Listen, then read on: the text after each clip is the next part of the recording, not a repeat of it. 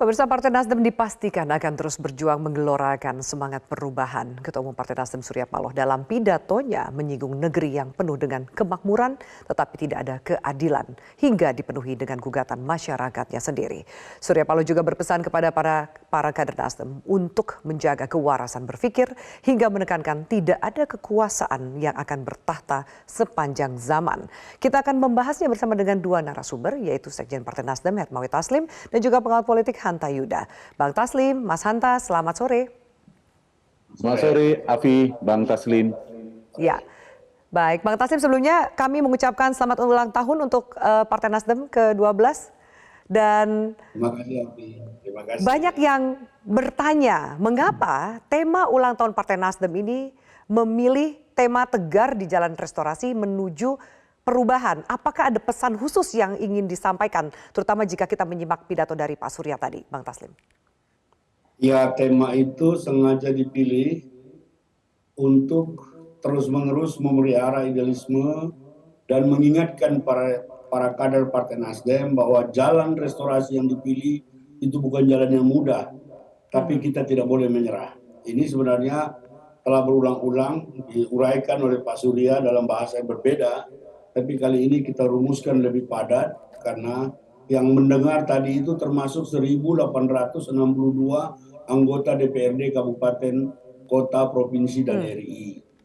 Pak Surya mengatakan situasi seperti apapun idealisme kita tidak boleh luntur. Cita-cita kita tidak boleh dipenggal oleh keadaan-keadaan pragmatisme.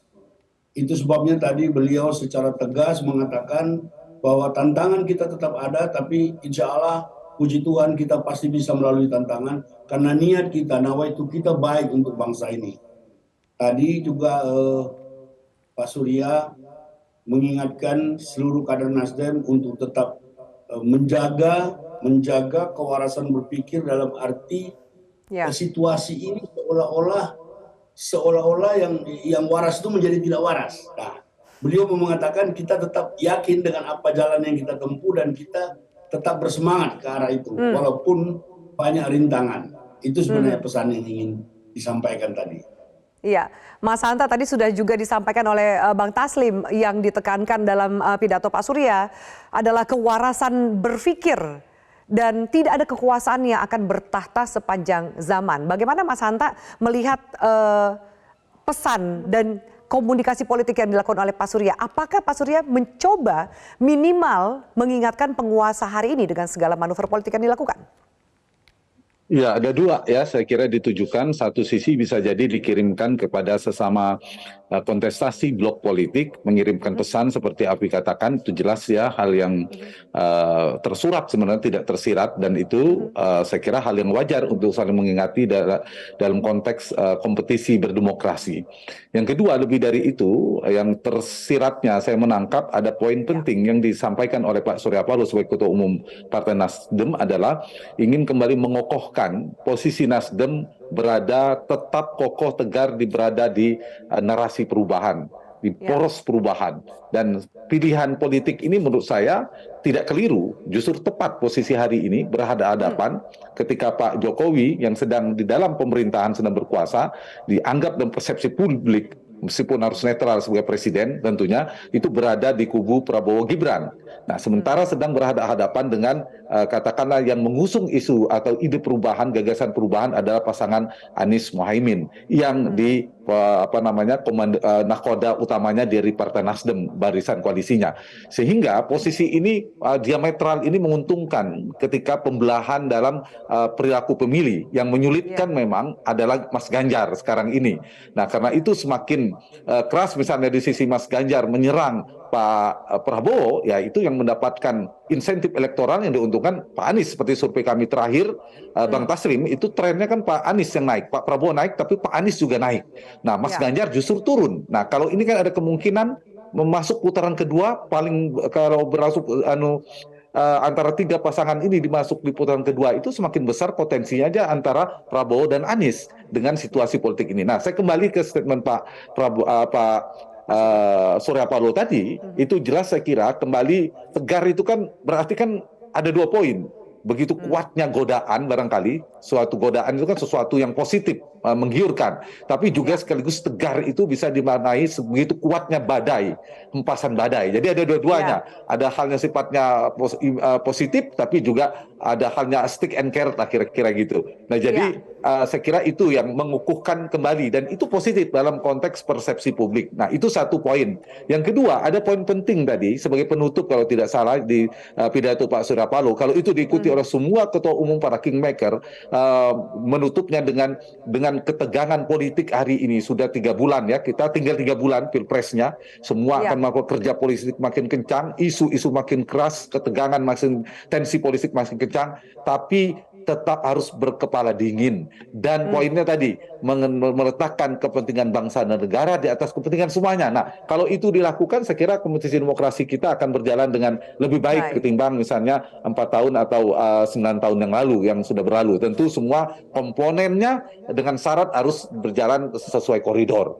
Pemerintah sebagai fasilitator harus netral, harus independen, penyelenggaranya, Bawaslu, KPU harus profesional independen, pemilih juga harus cerdas, kemudian kontestan juga punya komitmen tinggi. Baik, Bang Taslim, saya nanti minta tanggapan Bang Taslim, termasuk juga tadi statement dari Mas Hanta yang mengatakan ini tegarnya itu karena badainya begitu besar atau juga jangan-jangan godaannya yang besar. Termasuk juga statement dari Anies Baswedan yang mengatakan gelombang yang menerpa Partai Nasdem terutama satu tahun terakhir ini. Bagaimana Partai Nasdem melihat rangkaian peristiwa ini? Kita lanjutkan sesaat lagi, tetaplah bersama kami. Republik ini membutuhkan keberanian untuk tetap waras dalam berpolitik. Untuk tetap selalu memegang prinsip-prinsip dalam konstitusi. Tidak ada kekuasaan besar maupun kecil yang pernah diizinkan bertakhta terus-menerus sepanjang zaman. Sejarah telah menyampaikan kepada kita bahwa berapa besar pun kekuasaan seorang manusia, di satu waktu dia akan berakhir juga. Oleh karena itu, nasihat dan filosofis Jawa menyebutkan eling lan waspodo. Kita dituntut untuk senantiasa waspada agar tidak mudah tergiur oleh segala godaan. Sesaat ketika kita tengah berkuasa, kontrol diri. Jangan sampai lewatin batas yang merugikan orang lain. Ingatlah pula pepatah tentang apa yang akan ditinggalkan oleh seorang manusia. Bukan gading, bukan belang, melainkan nama baik yang akan ditinggalkan dari seorang manusia. Terlebih ketika dia pernah menjadi penguasa. Iya, baik. Bang Taslim, silakan Anda tanggapi tadi pernyataan dari Mas Hanta. Kalau tegar ini kan harus kuat menghadapi godaan atau justru mungkin terpaan badai yang menghantam. Apalagi Pak Surya juga mengatakan soal penguasa harus bersikap adil. Jika tidak masyarakat tidak bisa tinggal diam dan akan ada gugatan yang terus berdatangan. Bang Taslim.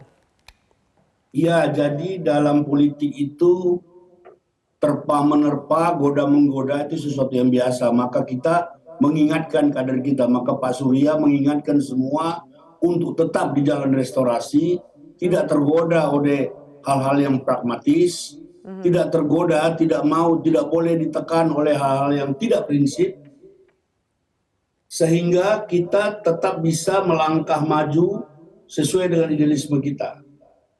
Tadi Pak Surya berulang-ulang menegaskan bahwa penting sekali menjaga kebajikan, menjaga kehormatan, menjaga nama baik. Tanpa itu, itulah yang membedakan kita dengan makhluk lain. Kalau kita sudah tidak berkuasa, kalau kita sudah tidak menjadi pengurus, kita meninggalkan sesuatu yang baik, kita akan dikenang. Itu tadi kebajikan dan kehormatan itu yang utama buat kita. Oleh karena itu kita tidak mau terjebak dalam hal-hal yang serba pragmatis, yang hanya sesaat saja. Jadi pesan itu juga disampaikan oleh Pak Surya baik ke dalam maupun kepada kita semua rakyat Indonesia ini.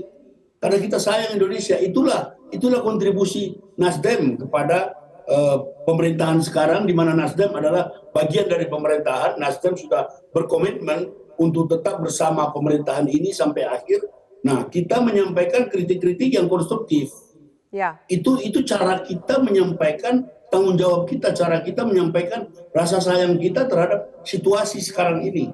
Jangan sampai kita kebablasan. Mari kita jaga sama-sama, semua ada akhirnya. Semua ada akhirnya, tidak ada yang abadi. Oleh karena itu yang paling penting adalah kebajikan, kehormatan, dan nama baik. Saya kira itu pesannya tadi. Nah, secara internal Pak Surya menekankan supaya para kader ini tetap lurus di jalan restorasi, walaupun tidak mudah. Walaupun tidak mudah, kami mengalami luar biasa terpaan, kami mengalami luar biasa godaan, tetapi kami ternyata masih ada sekarang ini. Kami masih eksis. Kenapa?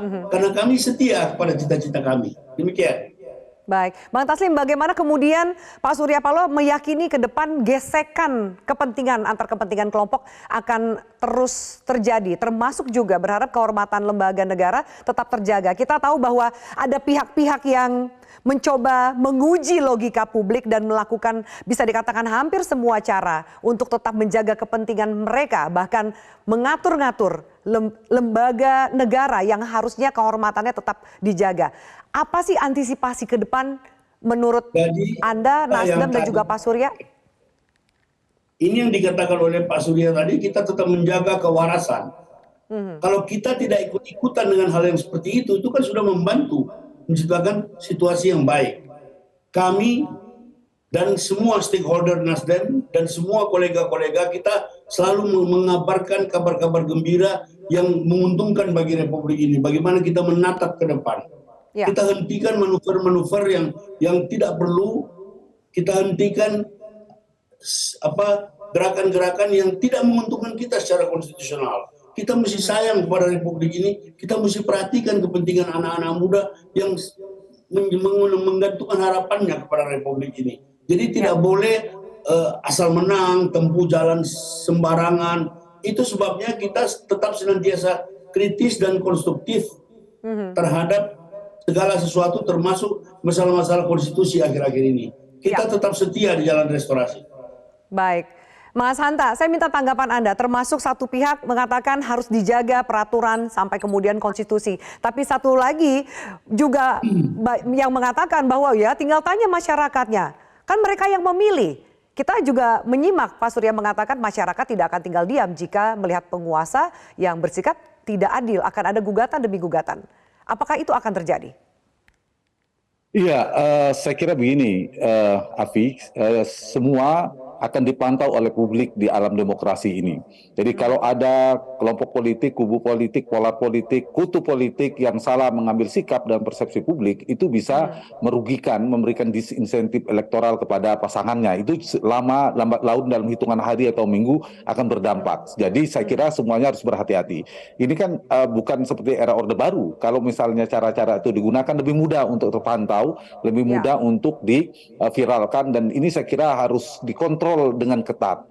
Nah, yang kedua, saya kira bagus juga demokrasi kita ini betul-betul kompetisi. Kalau dulu kan orang mengkhawatirkan jangan-jangan nanti tidak ada kompetisi demokrasi yang basa-basi.